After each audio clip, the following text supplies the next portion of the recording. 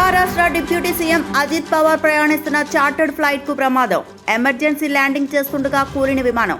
విమానంలో అజిత్ పవార్ తో 6 ఉన్నట్లు సమాచారం. విమాన ప్రమాదంలో మహారాష్ట్ర డిప్యూటీ సీఎం అజిత్ పవార్ దుర్మరణం. బారామతి విమానాశ్రయం సమీపంలో కూలిన విమానం.